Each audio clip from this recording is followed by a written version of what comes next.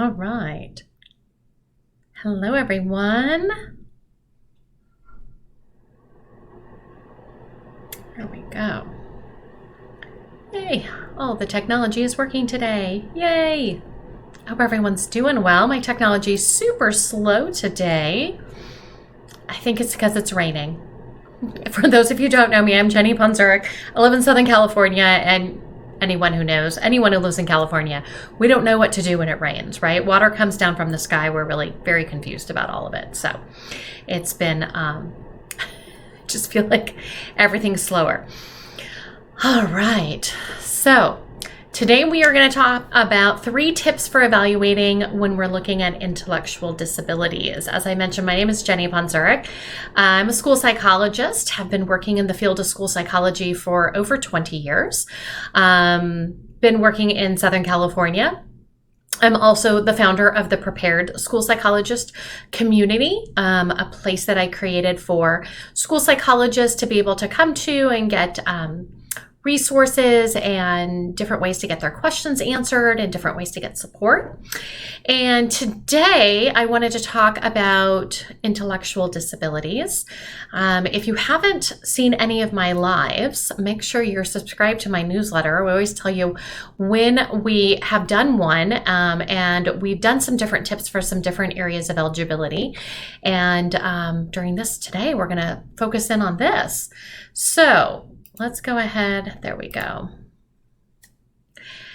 Now, for those of you who have heard me talk about some of the other tips for different areas of eligibility, I think we've talked about autism. I think we've talked about emotional disturbance. I feel like sometimes I say very similar things when we talk about these different areas of eligibility, but really knowing your state's regulation language and how that might be very specific to your state, I think is really important when we're talking about intellectual disabilities.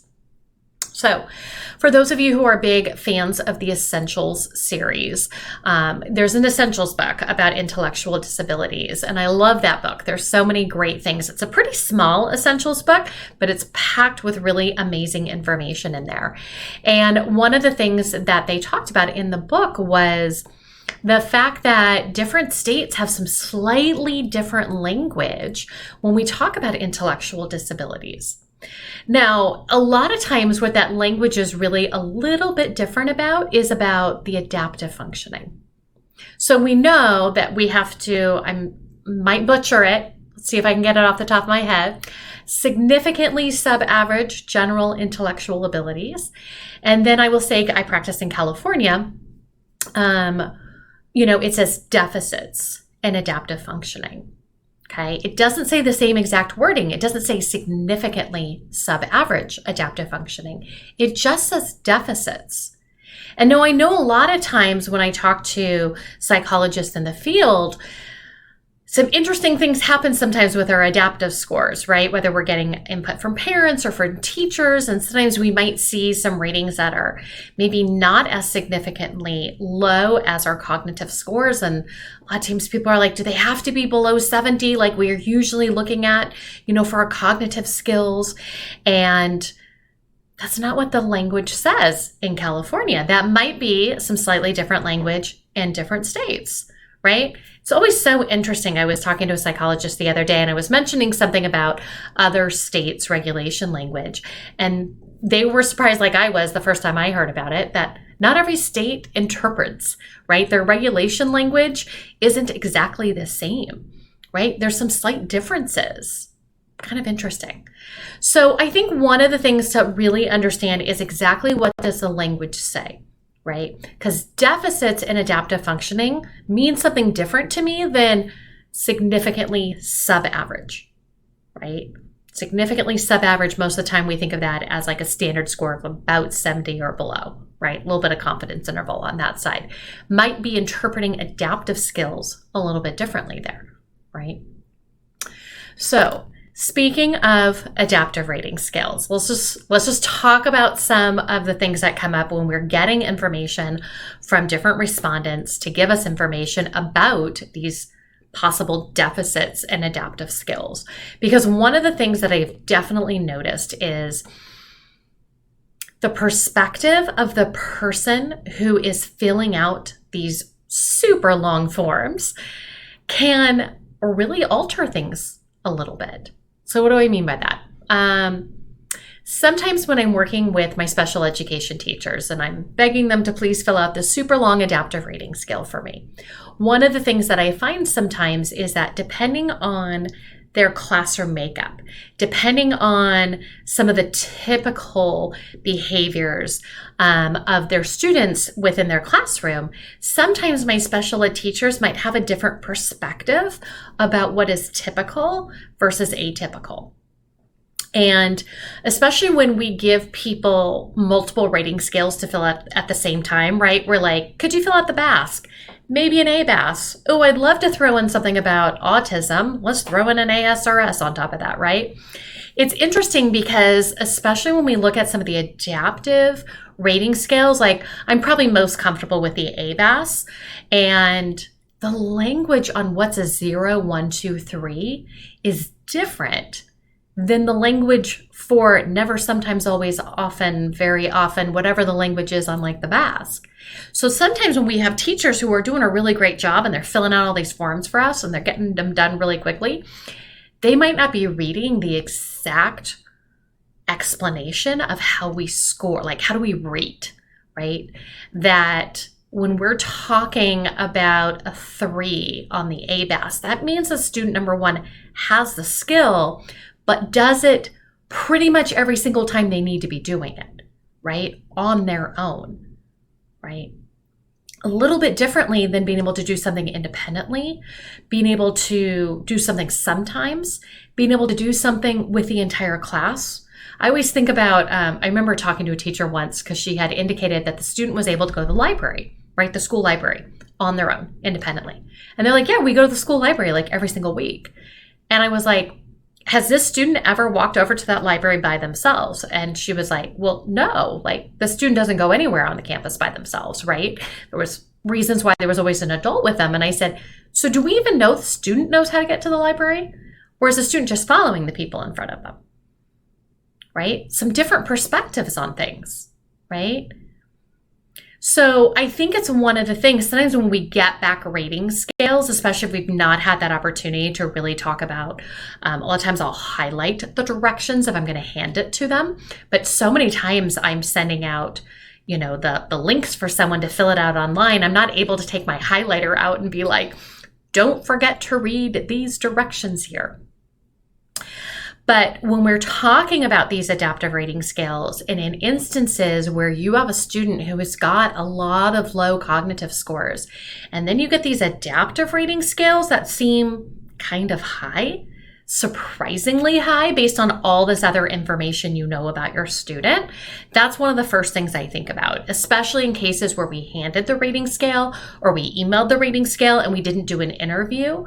Right? I know those interviews take a really long time, but it's always wondering, like, what's the perspective of the person, right? I was having a conversation with a psychologist and the student had like very low cognitive skills, but the rating skills were like in the 80s and like consistently in the 80s, some of them in the 90s, both parent and teacher. We had a lot of conversation about the perspective of the person. Right? Were they talking about the student having friends? Are these other, like, what kind of friendships are we talking about? Right? And so we have so many kids in such unique, non-traditional situations. We have students that are in independent study. We have students that are in some interesting charter schools. And I was talking to someone, and the teacher who filled it out doesn't see the student every day, sees the student maybe once, maybe twice a week in a one-to-one setting for 45 minutes at a time. That's really different than having a teacher who spends, multiple hours every single day with a student.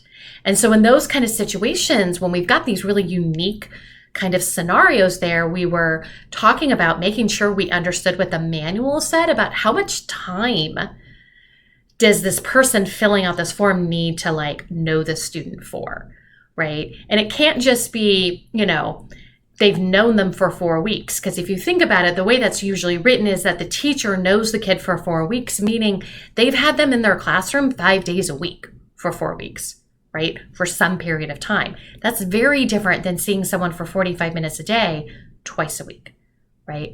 So we always have to think about when we've got some misalignment of data, right? When we've got rating scales that seem high and based on all the other information you know about the student, especially for reevaluations, and you've seen previous adaptive rating scores and they were consistently low, and now you're seeing something dramatically different. I'm not saying they're incorrect. We want to question when we have a misalignment of data, right? And so really thinking about what is the perspective of the person filling out this form can be really helpful. How well do they understand the rating system for this form can also be really, really helpful as well. So that's tip number 2 for you.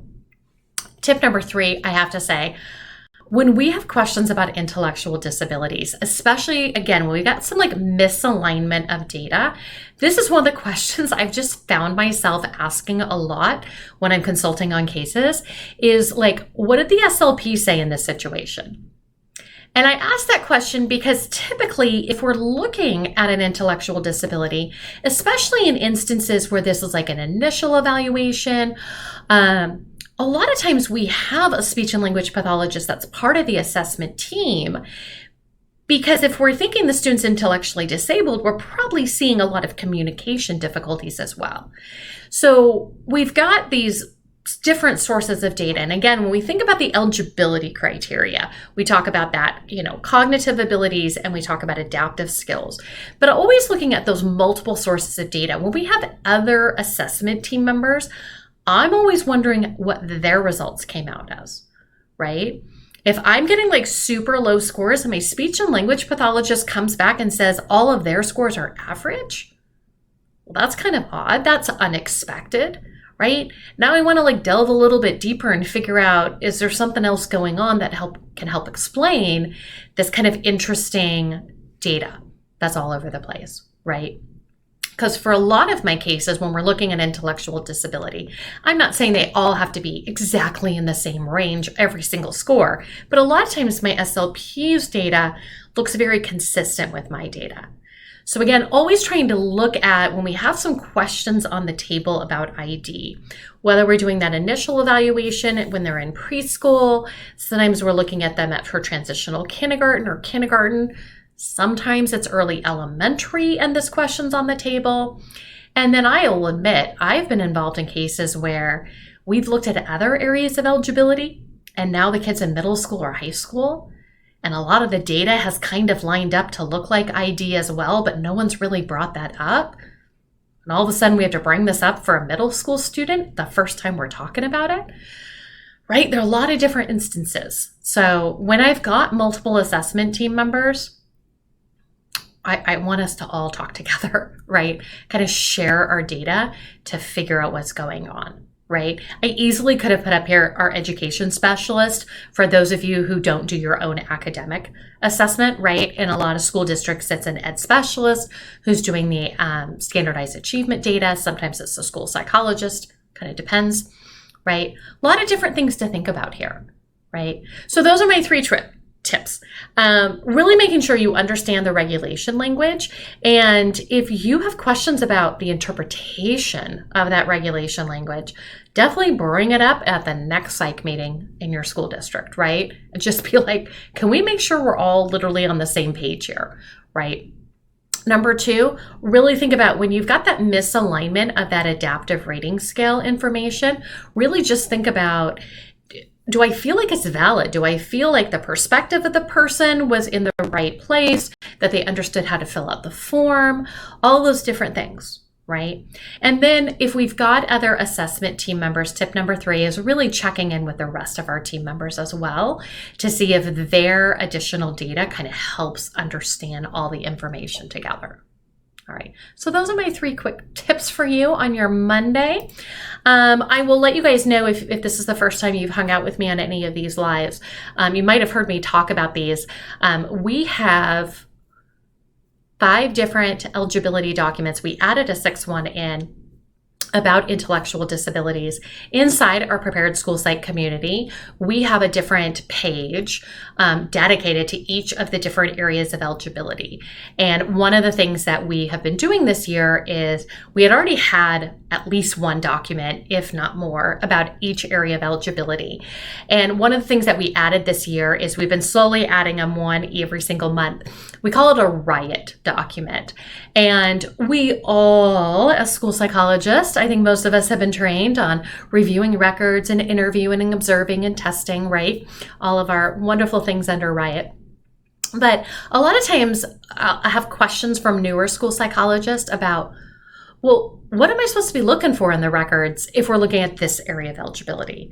Or what kind of interview questions would be helpful if we're considering this area of eligibility? So that's what we did, is in these documents that we've been creating this year, is we've been really looking at what kind of data are we looking at when we're reviewing records when intellectual disability is a question on the table. Right? What kind of interview questions to the parent or to the teacher could be helpful interview questions, right? What types of things might we be looking for when we're doing our observations, right? Because a lot of us are like really comfortable with the testing piece. It's those other pieces and what am I looking for and what kind of questions should I be asking? So that's why we decided to focus on riot documents this year. So we've added one in for intellectual disabilities. And then as I mentioned, because we're already in January now, we've already have 5 different other areas of eligibility as well. I'm not going to pretend to remember them all. I'm going to give it a try. I know we have one on SLD, OHI, and autism.